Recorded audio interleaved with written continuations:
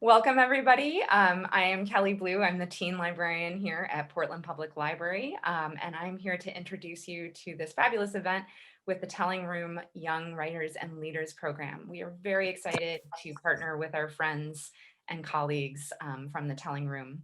I'm going to start by telling you we're going to do a brief introduction, then I'm going to turn things over to the Telling Room. The young folks are going to read, and then we will have time at the end of the webinar for questions and answers. You can either send your questions in as you have them, and we'll sit on them, or you can send them in at the end. For those of you that can't stay the whole time, we will be recording this event, and that will be posted to the Portland Public Library YouTube page. So if you have to leave and you can't watch the whole thing, or you want to watch it again, we will be recording this. It is being recorded right now. Sonia told me to take a minute to tell you about to promo some really cool things that are happening in the library. And I do want to tell you, because this is a very busy week at the library. Not only do we have this reading today and a second reading on Thursday, same time, same place, same Zoom link. We're going to be hearing from another group of readers from Young Writers and Leaders on Thursday. Tomorrow at PPL, we have the next in our series of the Read Your Mind author visits. Read Your Mind is a series where we bring in YA authors, some really big names from around the country, and they talk about mental health in YA fiction with local partners. So tomorrow we have Nami Main joining us to talk about Julia Drake's book, The Last True Poets of the Sea. And that is tomorrow at 12 o'clock. It's open to everyone. And it's going to be really great. It's going to be a webinar like this. Next month in April, we're really excited to be welcoming Lisa Allen Agostini and IW Gregorio, and they're going to specifically talk about mental health for the immigrant experience. So that's going to be really amazing. So if you're interested in that series, it's the last Wednesday of every month at 12. On Zoom, and you can find out more information at portlandlibrary.com, or you can check out our Instagram, which is at ppl_teen. And so that's it from me in the library. I'm going to turn things over to Hapai, who's going to take things from here for the Telling Room. Thank you, Kelly. Welcome, online viewers. Thank you so much for tuning in to our spectacular reading today. My name is Hipai Pamba, or some of you may know me as Marlin. I am an alum of the Telling Room, and this is my first year as a teaching artist working alongside Sonia Tomlinson. The 10 students reading today are a part of the Telling Room's Young Writers and Leaders program. Thanks also to the Portland Public Library, Teen Library, to Kelly Blue for helping us collaborate and hosting this webinar to share our students' stories. The Telling Room is a nonprofit writing center for kids in grades 1 through 12. We build confidence, strengthen literacy skills, and provide real audiences for our students. The Telling Room fosters a culture of respect, creativity, and community. It is my honor to introduce the students who are in the program this year. For the last 8 weeks, they have been working one-on-one with a writing coach to craft personal narratives about important events, people, and issues in their lives. These stories will soon be published in a Telling Room book. I want to congratulate the students for the hard work they put in this winter to write these stories, all done over Zoom with technical issues, time differences, and in a pandemic. Thank you to their volunteer writing coaches for offering their time to support young writers. The format for this afternoon will be as follows. Each student will be introduced by their writing coach, and then they will read their story or an excerpt of their story. After you've heard from all the students, the chat will be turned on for Q&A. Anyone who is a speaker, please keep your camera on. Also, mute yourself if it is not your turn. The first coach introducing their student is Elliott. Enjoy these stories and thank you. And Hipai, real quick, if you are in the audience of this webinar, the best view is speaker view. So don't forget you've got that option. So toggle up between gallery and speaker. enjoy the show. Hello, my name is Elliott. I'm usually a music and drama coach.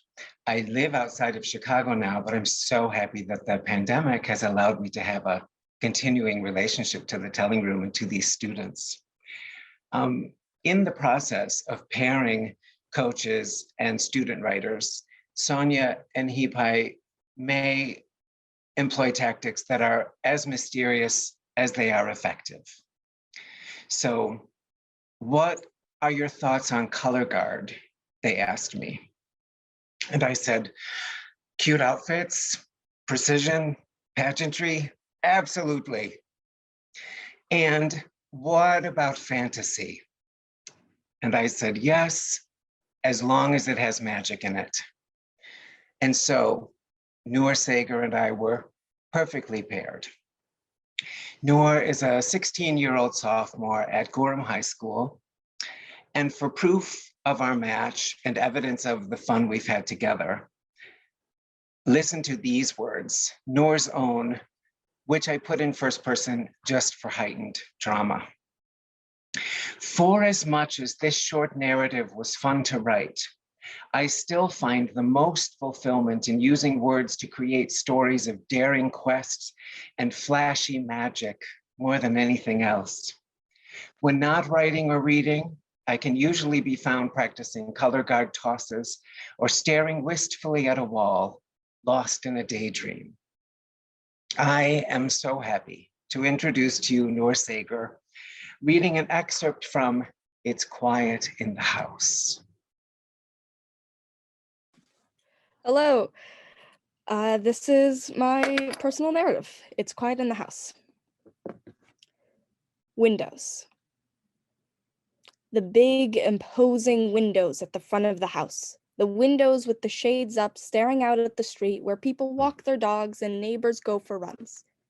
The windows just about anybody can look through. Why are there suddenly a million eyes on me? As if I'm in drama club, acting out a play without a script or a costume, trying my best to keep the show going, trying to pretend I know what I'm doing, that I belong instead of having just tripped on the stage, hoping for the best. But the audience knows. The windows know. It's so obvious. The other actors are sauntering around on the stage, heads held high in their bright and proper costumes, makeup done and show ready, lines memorized and voices booming. But I can't even get through a line without glancing to the wings for help or tripping over my shoes. I'm not even playing the right part. I'm a princess in knight's armor searching for Rapunzel's tower. I'm saying things I shouldn't, spilling secrets that can hurt me, that will disappoint too many people, that don't even belong in this play. And everyone can see it. It's so obvious.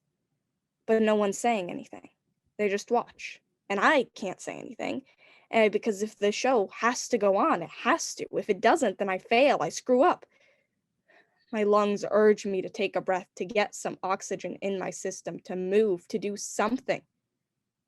Tick, tock, tick, tock, tick. Spiraling.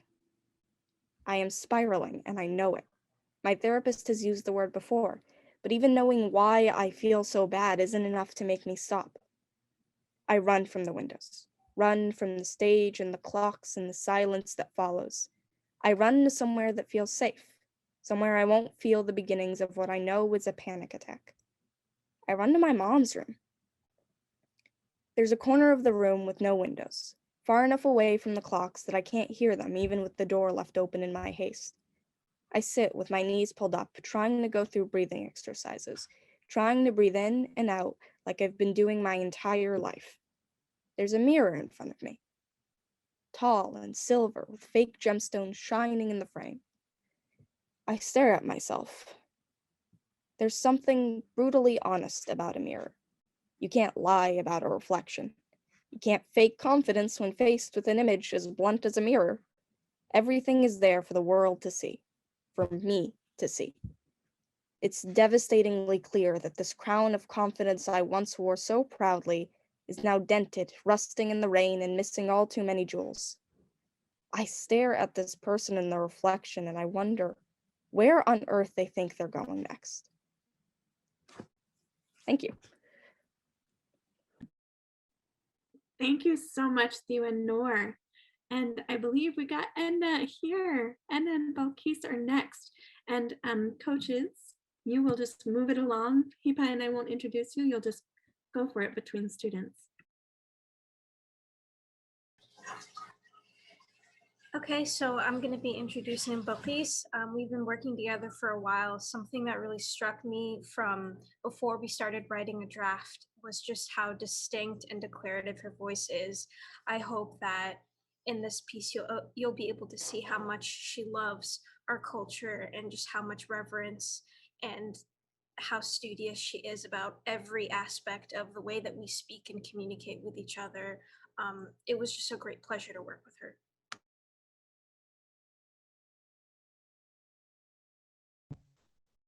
All right, so I'm Vulkis, and this is an excerpt from my piece, Belonging, a Cultural Analysis. I live in a gray area, a place where I belong to nowhere. Born and raised as an American, while America will not claim me as its own. I am not the face of America. No, definitely not. Instead, my face resembles another land, while my tongue is barely able to grasp its roots. I want to be Somali, not Somali American, but Somali, the real deal, the people who know their land, their language, and their history like the back of their hand. An origin story is important. My origin story is lame. The most exciting part of my story starts with my parents. If I were to write about it, it would sound like I stole it right out of a movie that was produced by Black creatives, not including any of that white savior hoo-ha.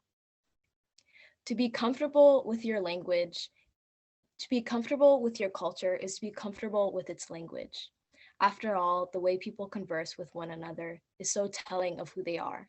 Somalis call each other by obscure nicknames as a form of endearment that, if used anywhere else, would be a bold and deleterious insult. Somali people call older strangers aunt or uncle, and I could not even attempt to explain to you why my mom also calls me mom. Once I mistook the Somali word for tailor as tahlil. Apparently, tahlil is the name of the man who is my father's tailor. So when my father was going around telling my siblings and I that he was going to tahlil to fix his pants, I filled in the blanks. This is how I learned most of my Somali. So naturally, it is error prone. The real word for tailor is harkhan. I learned this 2 months ago. I am not comfortable with the Somali language. If you want to read the rest, I guess buy a book.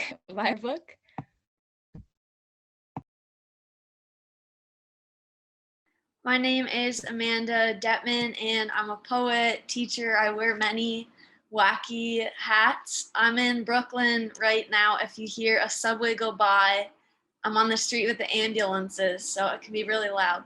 I had the privilege of working with Simona Akia Nagualo, and Simona is from Congo Brazzaville. She's a senior and 17 years old. Why do I say her age?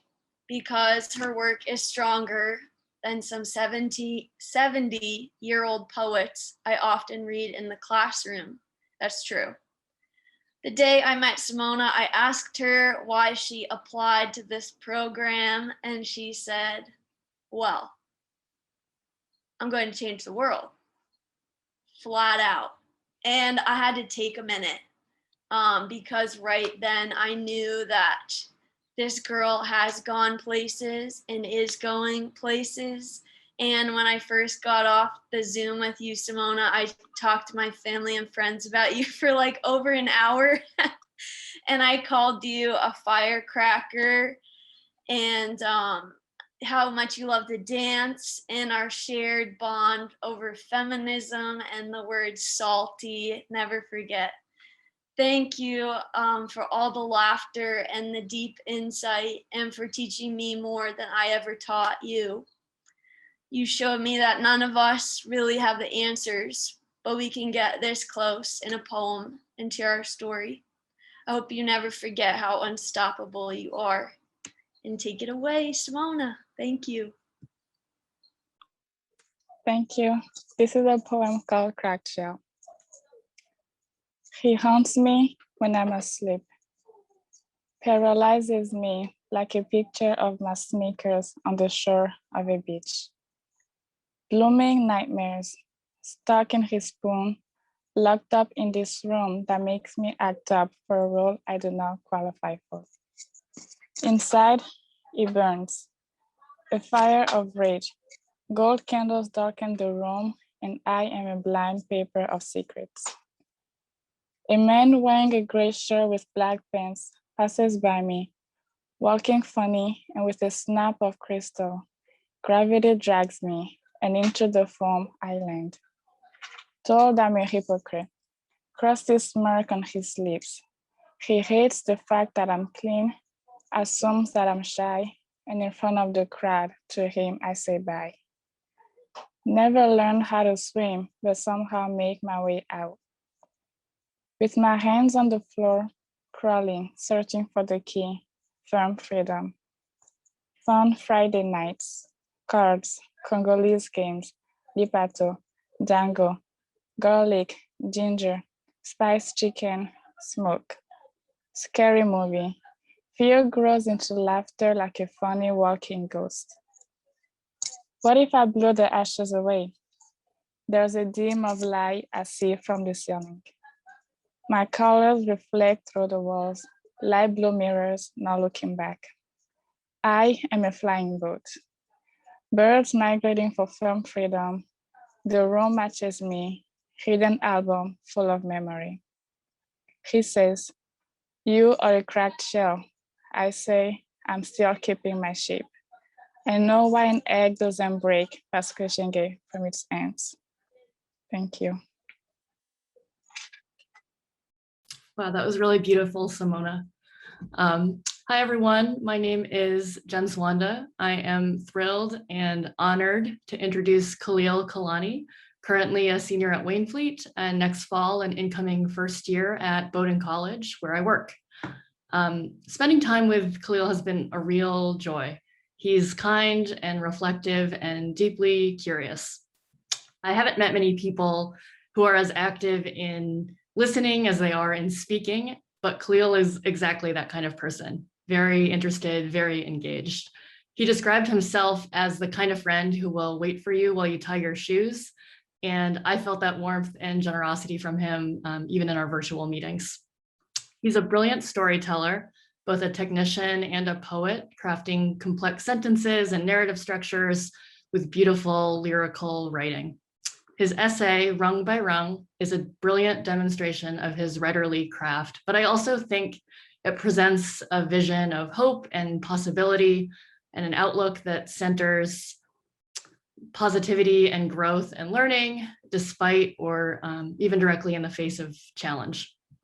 Khalil himself radiates the same hope and positivity, and I've loved getting to know him, learning from him, and hearing his perspective. So Khalil, thank you for sharing your story with me and with all of us. I cannot wait to see what's next for you. Thank you.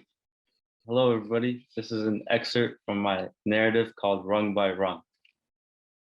Isma, listen, Ahmed said as he prepared large sheets of drywall. I'm going to tell you a story. It was the summer of 2011, and he was getting settled into his new life in the United States. He worked as a security guard while also earning his degree. He was doing all that he could to get ahead in life, because unlike his peers, he wasn't born with a head start. Best of all, he could afford to cook warm meals, a drastic change from the stale bread and tomatoes that he grew so accustomed to eating just a few years prior. Ahmed described how during one of his security shifts, he collapsed. He couldn't explain it. His body just gave out, resting motionless on the cold concrete sidewalk.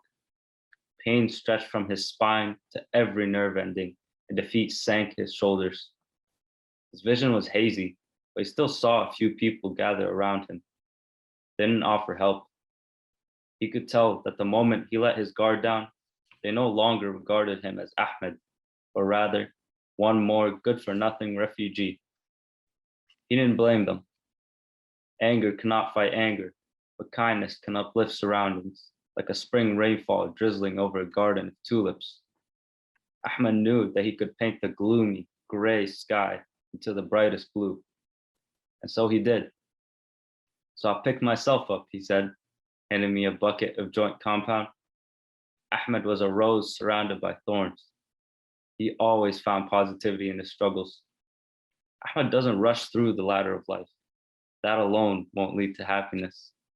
Instead, he climbs rung by rung, step by step, gaining experiences and building friendships along the way. That leads to happiness. It was well past sunset when Ahmed and I even entertained the idea of calling it a day. We both felt proud to be covered with crumbly bits of plaster, our clothing stained with sweat. The cool Pacific Northwestern air coursed endlessly through our nostrils. There wasn't much left to complete the room, yet I desperately scoured for more objects to fix. I didn't want our time together to end. Ahmed initiated my love for the long-lost art of handiwork. For the first time in my life, I understood the meaning of my past. The trauma didn't harm me, but instead only strengthened my ability to love. Through everything, from the ear-to-ear smiles to even the late-night tears, I was still Khalil, a kid with big dreams and even bigger aspirations. I looked up from the tools scattered across the floor. Thank you for everything. Ahmed wiped his forehead with his elbow and said, "Of course, Habibi. Tomorrow, I'll show you how to fix a motorcycle." Thank you.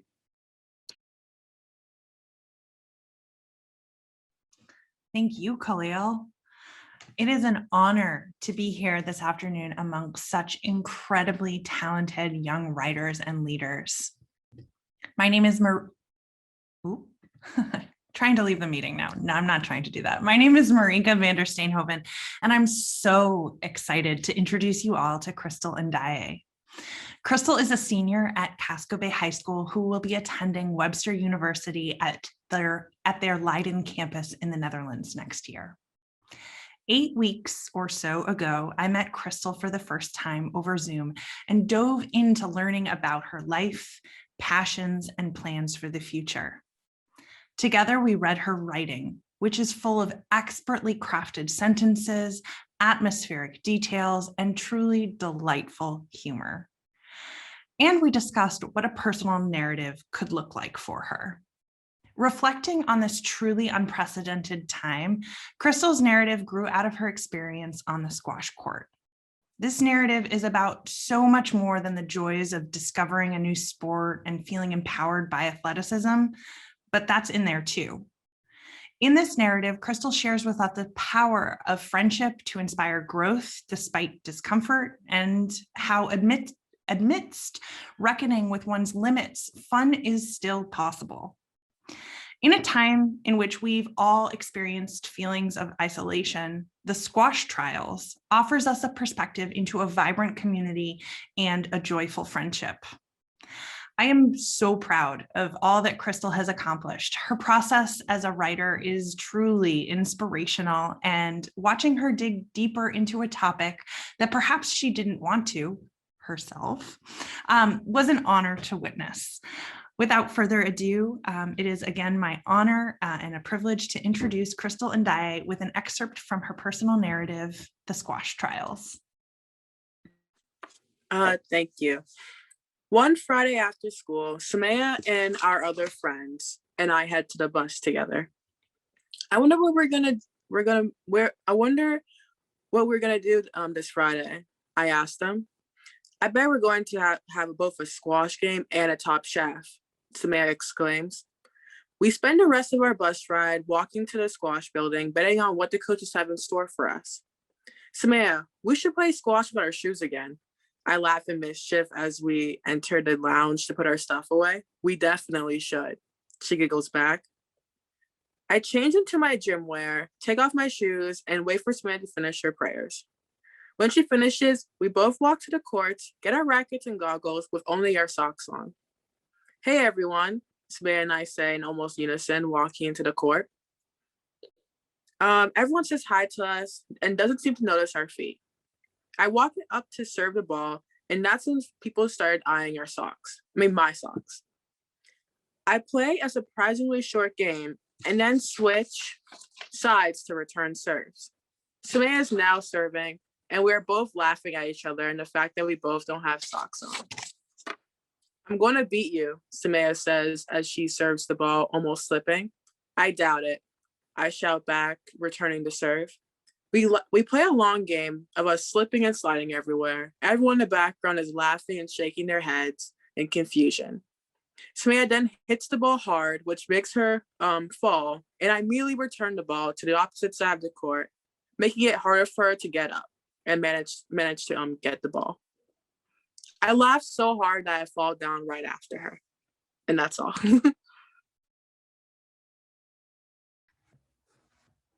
Hi, my name is Miriam, and I might look familiar to a lot of you. It's because I did the YWL when I was in high school too. This past few weeks, I have been privileged to work with a very talented and wonderful young woman. She was born in Maine and speaks both Somali and English. She's very passionate about writing and amazing at conveying her deep emotions through her healing poems. Zeenab carries a light of inspiration through her writings. She's very quiet while writing in her notebook, yet she still managed to show a loud depth of her thinking in her poems. Both Zeenab and I found similarities in understanding our roots as women by being in touch with our grandmothers.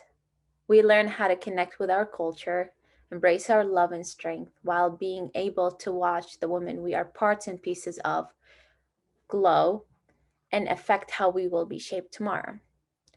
Zeenab had only shown that she is way beyond her years and her writings.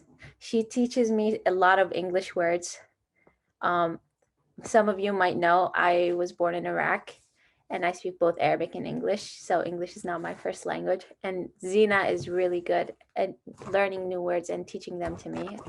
In the process, both Zeenab and I were learning through about poems. This is my first time getting into poems. I am not a poem writer. I'm a storyteller and an artist. So Zeenab have taught me so much. Please help me welcome Zeenab and allow her to read to you her masterpiece. Thank you. My piece. A haunting is not from an entity, but this is not what it feels like to me. An unfortunate moment, a horrid comment, a set precedent stares back at me. Piloting and puppeteering me, I tell others ghosts are not terrifying creatures. Ignore melancholy melodies, they are memories, whose only purpose is to be engraved in your psyche. The haunting comes from remnants of ashes of an extinguished flame, from smoke trapped in the darkened tissue of your inflamed lungs. So I have to recollect. Now, as I tighten my hold, as I intertwine my fingers with my regret, a gauzy shell of what it used to be. It's been so long since I sensed they were not next to me. Connotations no longer matter in the fluidity of time. Parlay with my own fallacies. Baccarat isn't fun when you're surrounded by your own Ramses.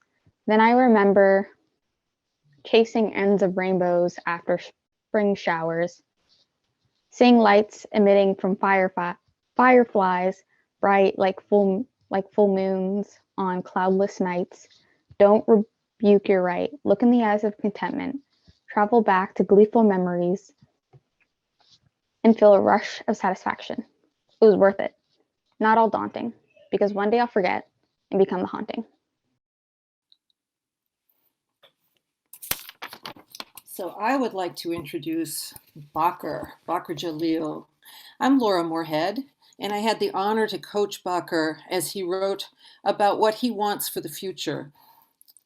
When I first met Focker, he came across as a quiet, kind 15-year-old who politely wanted to follow my lead. But as we worked together on his story, his determination, courage, and compassion emerged and shone brightly. I got out of the way, and he created a powerful narrative. Focker was visiting his home country and his family for a month of the time that we had together. He continued writing during this time. I can imagine that it was very meaningful to be in Iraq while writing about the home he loves. Speaking of love, Martin Luther King Jr. talked about the love that does justice, the fiercely held commitment to make the world better.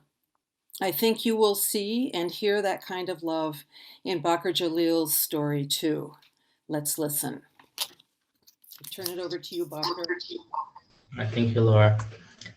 Dreaming big. When I graduate, I want to be a pilot and archaeologist. One has to do with small objects in the ground, and one has to do with big machines in the sky. One has to do with old objects and old lifestyle, and one has to do with our modern world and the future. In my family, or generally in the Middle East, you have basically 3 careers to choose from after graduating high school. You can choose engineering, finance, or medicine, and that's it. That simple.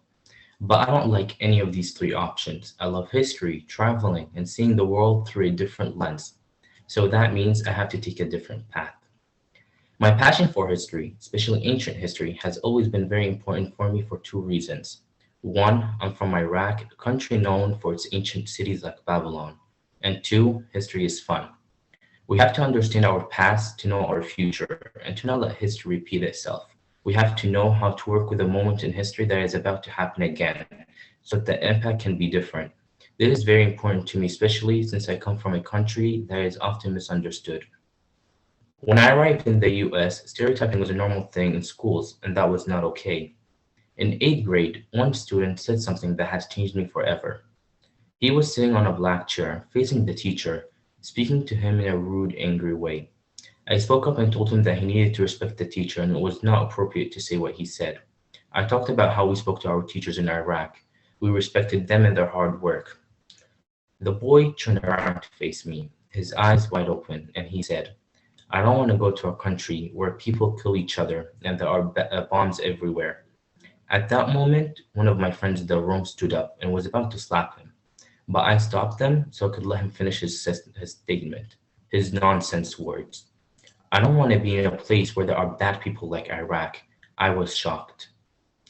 For me, Iraq is my soul, a place where I learned about myself, a place that holds old memories, memories that want you to cry with a smile. No place like Iraq can bring families together. People's hospitality is what makes Iraq a special place.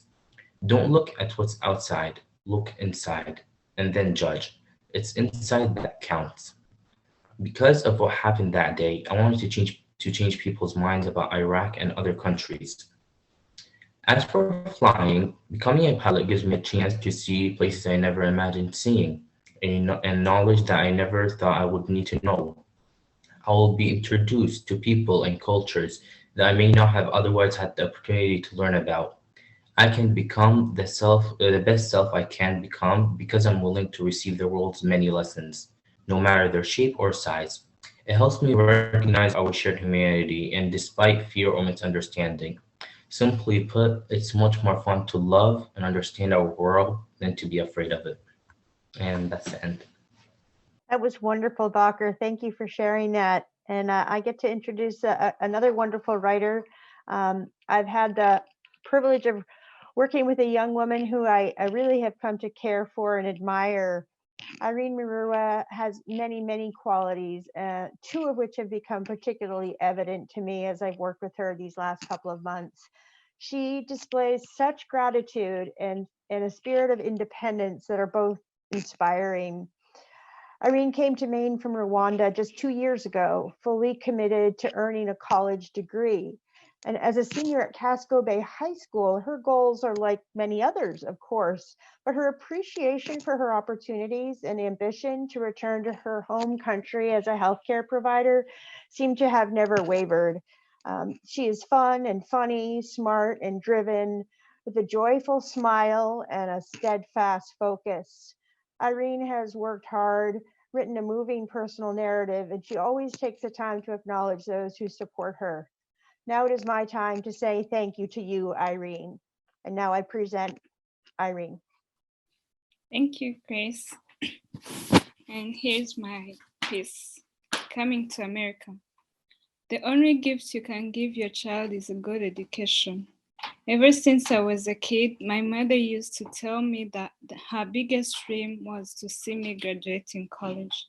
This is personal and dear to her because none of my older sisters had the chance to attend college. Growing up in Rwanda, a beautiful and a hill country in East Africa, my mother emphasized education more than anything else.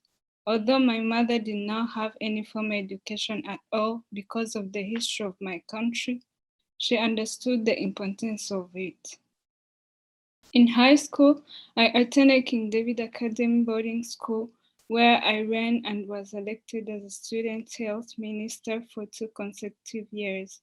My responsibilities ranged from making sure all the dormitories and dining areas were clean to keeping track of whom was ill at school.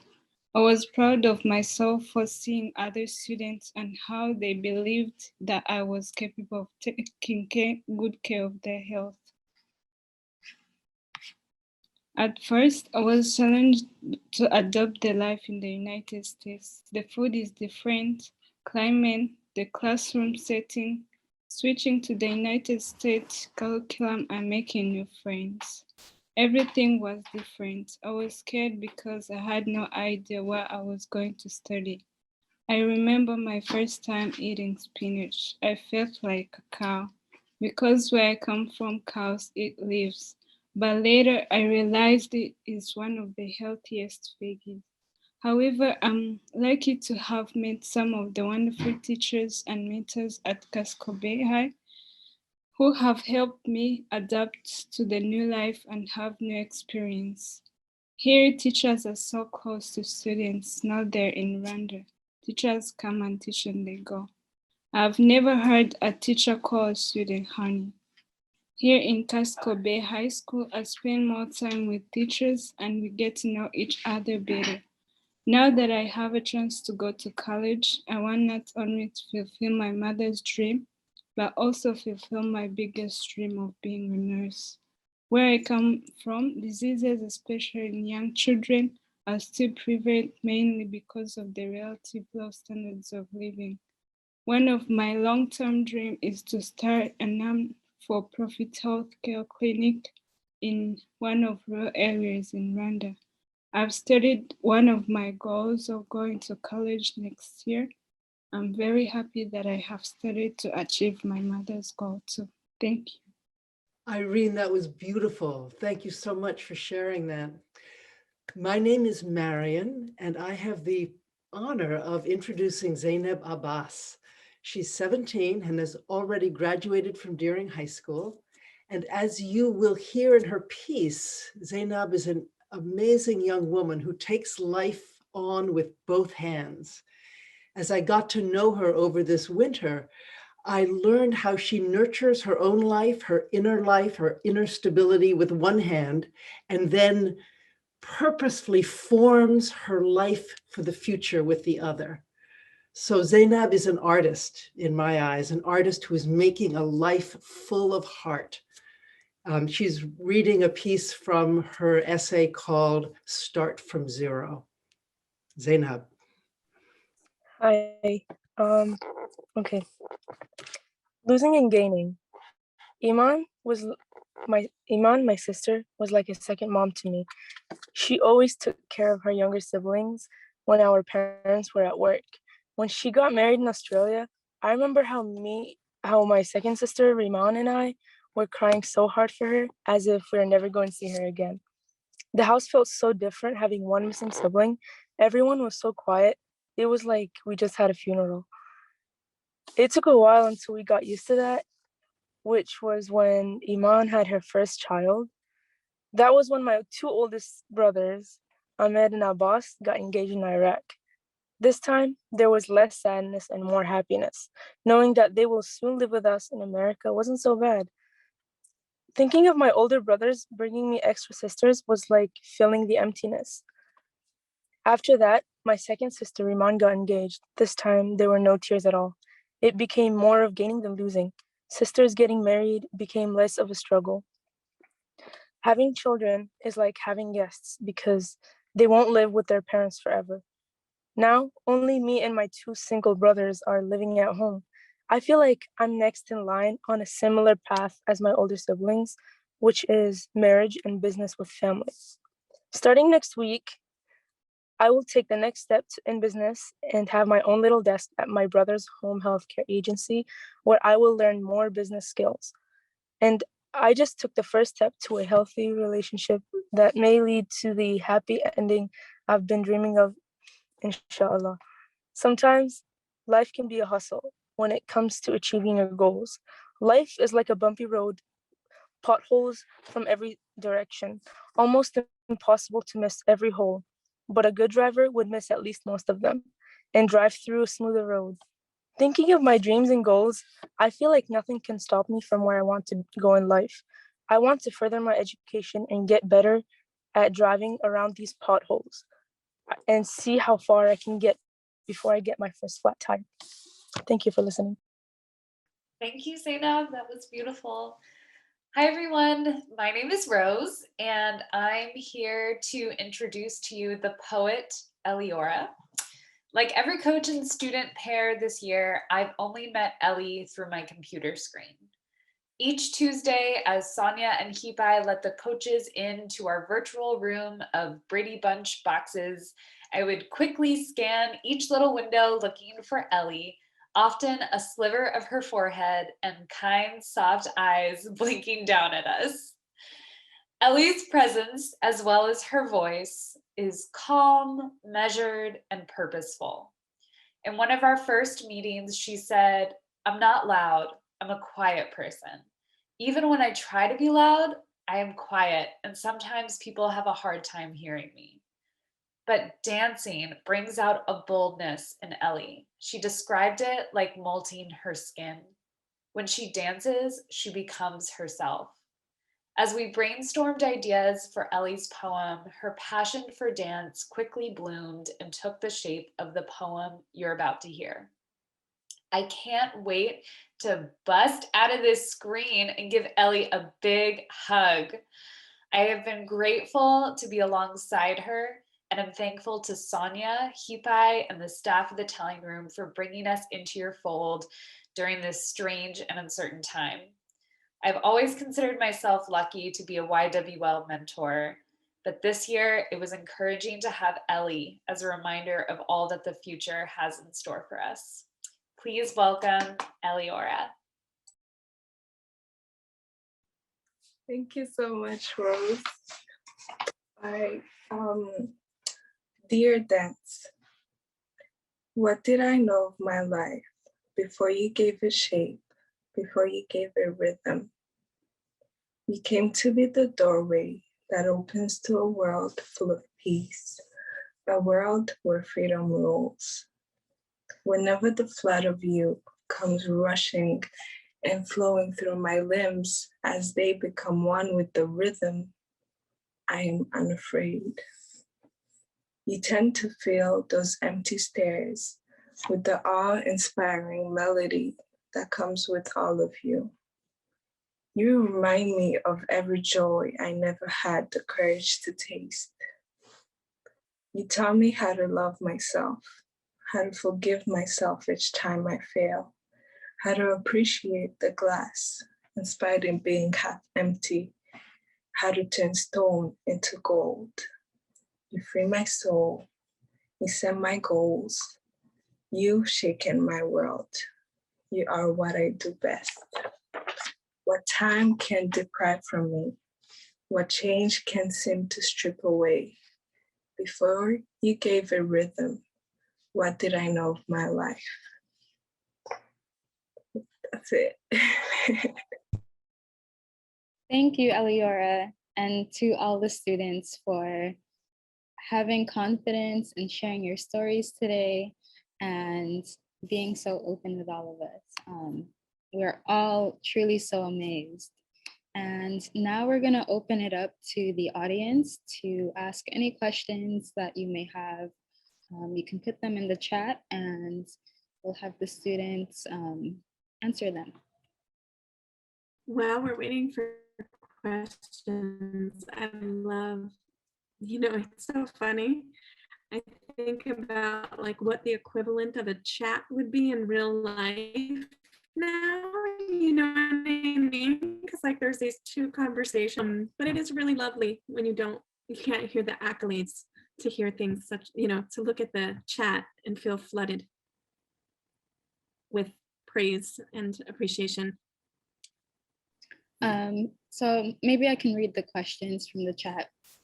Wendy has a question, and it says, what was easy and what was hard about doing this project virtually? And maybe for each question, 2 to 3 students can answer. You can just unmute yourself. Yeah, so I guess I'll start us off. It was definitely very nice, like to have your mentor on one side of your screen and your story on one side, and you can just like go back and forth. But it was definitely like challenging speaking to your mentor, or the people at the time room, or like new friends you made, and you just have these conversations, but you can't really like, I guess, hug them or talk like deeply and things like that. So hopefully we get a chance to do that soon. I think it was like easy how, well, it was nice how our coaches were like there to cheer us up, like, and just, introduce us and make us feel good and confident before we start. That was nice. And it was kind of hard when after you're reading, like you just have to go on the comments and like, I don't know, go through the like compliments and say thank you, or like just read through them while you're trying to listen to the next person. I find that was a challenge. Awesome. Hipai, I see a good question from Anya Ensley. Their question is, before joining YWL, were you a writer, and do you plan to keep writing after this year ends? Oh, I can answer this. Yes, I was. I wrote a lot of short and very long stories. And I actually still have a couple of them going right now. And I am absolutely planning to keep writing after YWL. All things, fingers crossed, maybe in a couple of years you'll see like another book I wrote somewhere. I would like to answer that too. Before I joined this program, I never liked writing. I started writing in school because I was forced to. But other than that, I never liked writing or like writing poems and whatever. But after this program and after having Laura with me and Sonia and Hipai, I learned how to have fun while I'm writing, and I'm actually planning to join more programs so I can learn how to write more, and also to improve my English and my writing. So it was actually really nice. While we have Focker, while you're answering, you have a question specific to you, and I feel like I love that this person tuned into this. So Focker, how did being in Iraq for part of your creative process affect what you did for your writing? Yeah, so actually when I went to Iraq, I told Sonia about it too. It was the best 30 days of my life, and I learned so much about myself. On the way back here to the United States, I started just to write down some of the fun things I did and what I learned about myself and how I can add that to my writing. It helped me a lot. I was able to find myself and find my how to share my story through this writing. And it was really nice, and I hope like everyone had the experience to do it too, because like you could learn so much about yourself while you're writing. So yeah, it was actually really nice. Rebecca asks, do you feel like you got to know your coach despite being virtual? Yeah, it's like as we're like talking, there's like some stuff that we both relate to, and like I get to know my coach better that way. Plus when we're like when we're introducing ourselves, it's like, I don't know, sometimes the way you speak, it describes you sometimes. So I did learn about my coach in some ways.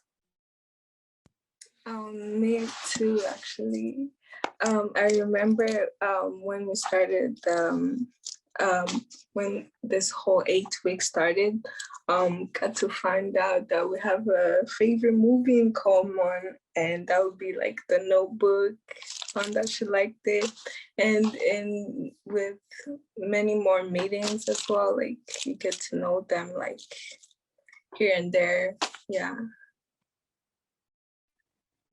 Awesome. Yeah, it's a challenge, but that's our choice. Well, it's like our only choice right now to stay safe. And so it's still hard. Hipa and I realized we haven't met many of the students, which is very strange.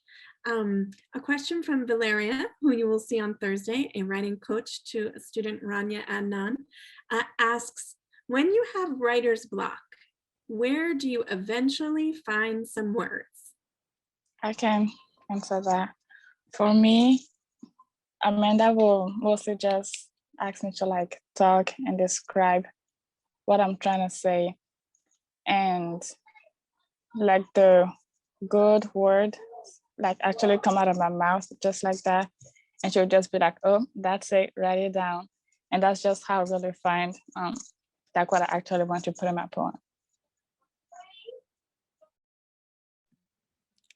Personally, I reread a lot of like books and stuff that I really liked, and that usually gets like in my mind going because I'm like, oh, this is so cool. I wonder if this had happened or if this had happened, and that's like, you know, its own couple like different spirals. Or I reread something I wrote because I don't know. I think most people when they write, they're like, oh, I could improve like this bit and this bit, even if it's like 5 years after you wrote it. So that's always like a like really easy way for me to be like, okay, I can at least get something written, and then I can check that off. And then that, you know, you've started writing. That's like a step forward.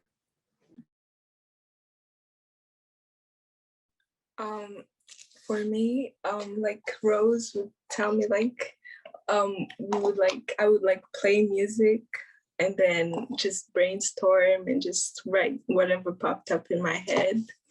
And like when I got stuck, one thing she did is like for example about dance, right? She was like, tell me what's the first word that pops up in your head when you think of them. And then I kept just right there, just everything that came in my mind, I'm just, yeah. And that's how I came up with lines and all.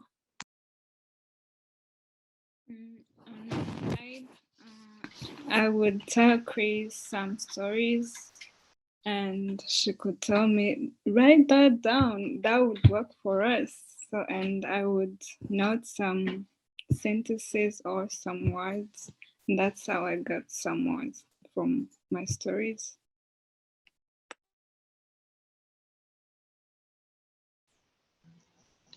For me, I would kind of just let it brew for a bit or talk it out. Sometimes I just have to drop it and then come back. These are all really good methods to overcome that. Another question is, as you've explored different genres of writing this year, did any of you discover a favorite? Hands down poetry. I loved the poetry unit so much. That was so much fun. I really like reading poetry, but that was the first time I really liked like writing poetry. It was so much fun. I like how we got to learn more about each other, and I think it was fun just like hearing other people's stories out and like learning from them, because I did learn a lot from other people's story, at the same time enjoy listening and having people like just relate in a way. To be honest, I mostly liked when okay, no favorites, but I like, what's his name, Focker story. That just made me like think twice about it, because it's like, okay, I relate in a way, because like at the same time, I want to change the way people view our country, Iraq, because they do have the wrong picture. And I feel like after listening to his story, I feel like I know I'm not the only one who's trying to do something, but like, I don't know, I'm proud. I'm happy. I love that we converted a fiction writer of Noor Sager into loving writing poetry. Not that they're mutually exclusive, but I love that. So another question for students, if you could give any inspirational words to get someone to write, what would they be? I'll go. I have something, it's like every time when I don't feel well, what I do is, it's okay, it's not a word, but it's like whenever I don't feel good or whenever I do feel good, whenever I get a feeling of something, I write it down for the future me. Like, for example, if I get happy about something for a reason, I write down what makes me happy. And if I'm sad for a reason, I write down something to make me cheerful, so then in the future when I don't feel well, I can just read back to it and just, it's like climbing that ladder. It's like putting steps for the future me, for my feelings to just keep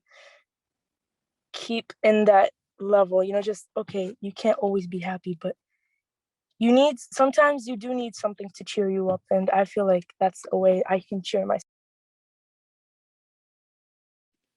Yeah, to go off of that, I think like, sometimes when you might feel powerless or you feel like you can't change anything, words, you can always change those. You can write down whatever story you like, and that'll lead into you crafting your own future and changing the real world. So.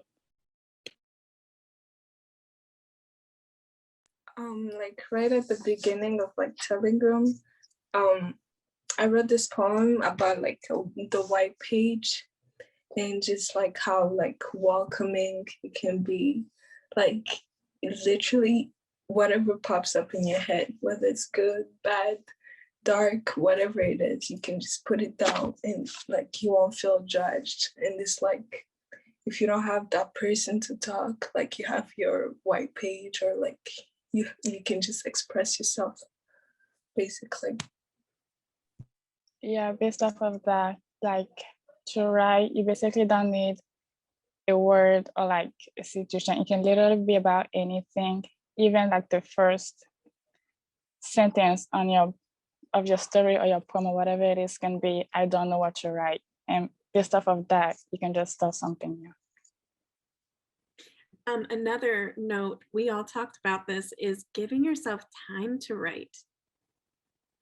That's what we do every week, students, right? We free write, we settle into the space, the Zoom, we free write and we share. So we block out that time.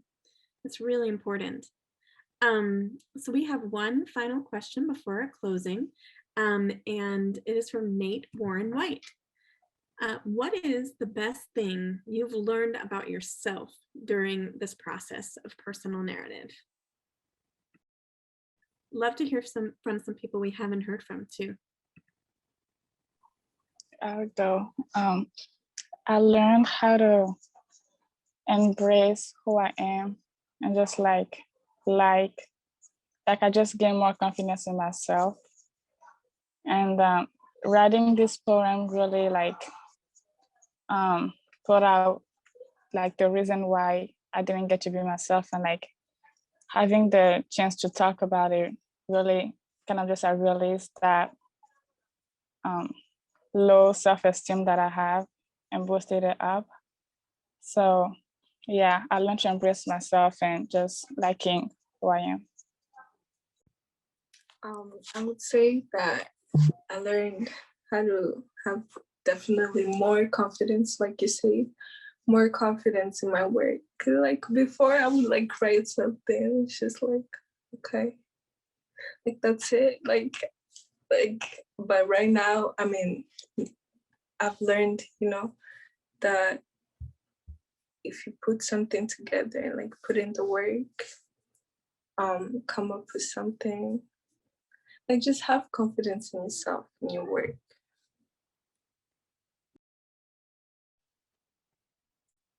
I know it's all about confidence, but like I remember just the other week me talking about how I lost literally all my confidence and I was just like feeling so low and like feeling down, and now I'm so confident that I feel like I can just do anything right now without any problem.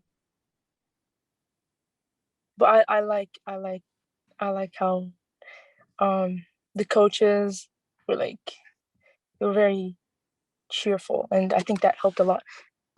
Even Sonia and Hipai as well, and all the other students, everyone. If you think you're confident now, wait till your words are in a book. Wait till that moment. So Hipai, when can people return? More stories, when? Yes, so we have another group of students in the same program, Young Writers and Leaders, reading on Thursday at the same time, 4 o'clock, April 1st, or sorry, not 4 o'clock, 4:30 on April 1st. And I think that will be a different link. Sonia, you can correct me on that.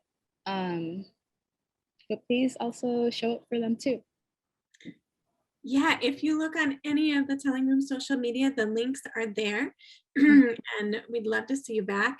I just want to give a special shout out to our alums who came in as writing coaches. It's so great to see that full circle. So give a wave, Amanda, Edna, Miriam, Abdullah. What a great thing to have happening.